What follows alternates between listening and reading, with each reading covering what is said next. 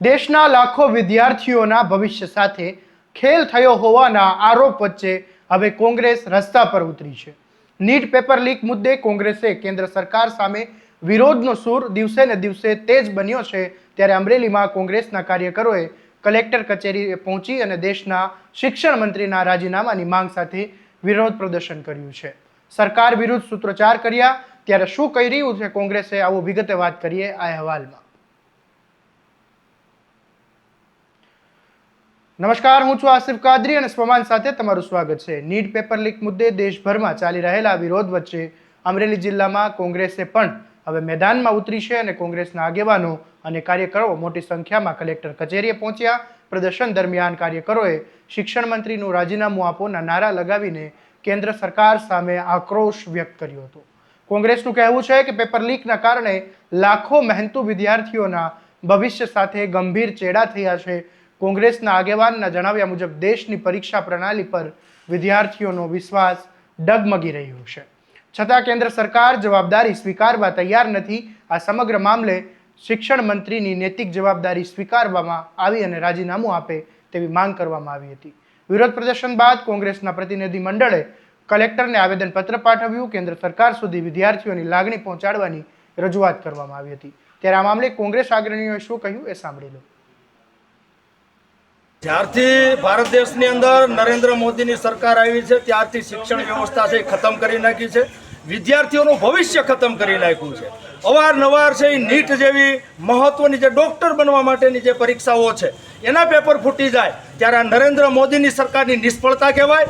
ત્યારે નરેન્દ્ર મોદીની સરકાર સામે, એના શિક્ષણ મંત્રી સામે જ્યારે દેશના યુવાનો જેનજી જ્યારે જંતર મંતર ખાતે જ્યારે આંદોલન કરતા હોય અને ત્યારે 25 દિવસનો સમય વીતી ગયો છતાં પણ આ અહંકારી અને ઘમંડી નરેન્દ્ર મોદીની સરકાર વિદ્યાર્થીઓ સાથે સંવાદ નથી કરતી. ત્યારે જે વિદ્યાર્થીઓ ઉપર જે જંતર મંતર ખાતે જે લાઠીચાર્જ થયો એના વિરોધમાં લોકસભાના વિરોધ પક્ષના નેતા, અમારા નેતા માનનીય રાહુલ ગાંધીજીએ જે ધરણા પ્રદર્શન કર્યું નરેન્દ્ર મોદીના આવાસના બહાર, તો એને ટીંગાટોળી કરીને લોકશાહીની અંદર વિરોધ પક્ષના નેતાને પણ ઢસડવામાં આવ્યા, વિદ્યાર્થીઓને બેફામ મારવામાં આવ્યા, પોલીસની જગ્યાએ આરએસએસના ગુંડા ઉતારવામાં આવ્યા. તો એની વિરુદ્ધમાં રાહુલ ગાંધીના સમર્થનમાં, વિદ્યાર્થીઓના સમર્થનમાં આજે સમગ્ર અમરેલી જિલ્લા કોંગ્રેસ સમિતિ અને અમરેલી જિલ્લા કોંગ્રેસ સમિતિના આગેવાનો અમરેલી જિલ્લા કલેક્ટર કચેરી ખાતે આવેદન આપવા આવ્યા છીએ. અને અમારે જિલ્લા કલેક્ટર થ્રુ રાષ્ટ્રપતિ મહામહિમ છે એમને આવેદન મોકલું છે અને અમારી માગણી છે કે જે આંદોલન કરી રહ્યા જે છાત્રો છે, જે યુવાનો છે, જે વિદ્યાર્થીઓ છે એમને ન્યાય મળે.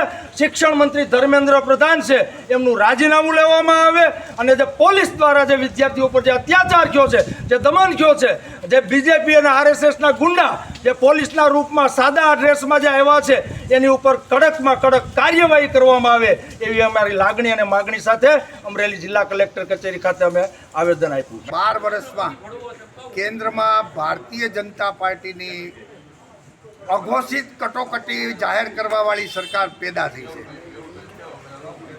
શિક્ષણમાં વ્યાપક ભ્રષ્ટાચાર થયો છે.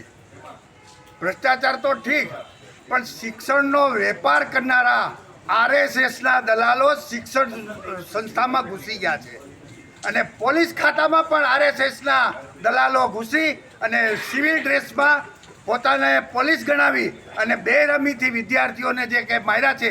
અને એ અત્યાચારમાં આપણી એક બેન દીકરી કે જે ખરેખર શિક્ષણનો અવાજ ઉઠાવવા માંગતી હતી એમનું કરુણ મોત થયું છે.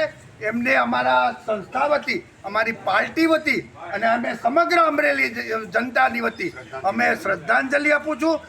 ઈશ્વર કોઈને આવા દિવસો ન દેખાડે, પણ લોકશાહીમાં જ્યારે એને શહીદી મળી છે ત્યારે એ શહીદ કરનાર દીકરીને અમે સૌ નમન કરીએ છીએ. મિત્રો, 35 વર્ષના શાસનમાં ગુજરાતમાં અને 12 વર્ષના શાસનમાં દેશમાં વ્યાપારીકરણે એટલી માજા મૂકી છે કે શિક્ષણ વ્યવસ્થા પડી ભાંગી છે. શિક્ષણનો અવાજ જ્યારે વિદ્યાર્થી પોતે રજૂ કરવા જાય ત્યારે આ દમનકારી સરકાર એના મોઢા દબાવવા અને એમનું ખૂન કરવા પણ તત્પર થઈ ગઈ છે, જે શરમજનક બાબત છે.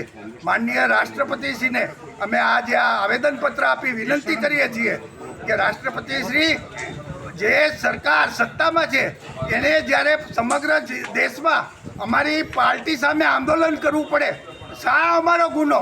અમે શું કર્યું છે એવી 35 વર્ષમાં કે 12 વર્ષમાં કેન્દ્રમાં કે અમારી સામે એને આંદોલન કરવું પડે?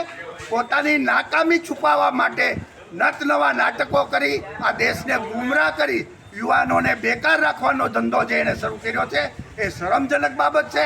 અમે એને સુરત વખોડી કાઢીએ છીએ અને આવનારા દિવસોમાં અમે વિદ્યાર્થી સાથે નહીં પણ સમગ્ર જનતા સાથે આંદોલન કરી આ દેશમાં લોકશાહીનું રાજ સ્થાપવા કટિબદ્ધ છીએ.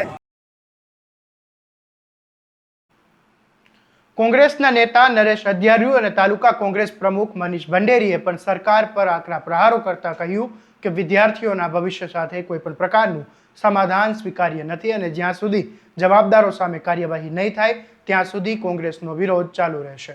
હવે જોવાનું એ રહેશે કે દેશભરમાં ઉઠી રહેલા વિરોધ વચ્ચે કેન્દ્ર સરકાર પેપર લીક મુદ્દે શું નિર્ણય લે છે અને વિદ્યાર્થીઓની માંગણીઓ પર શું કાર્યવાહી કરે છે.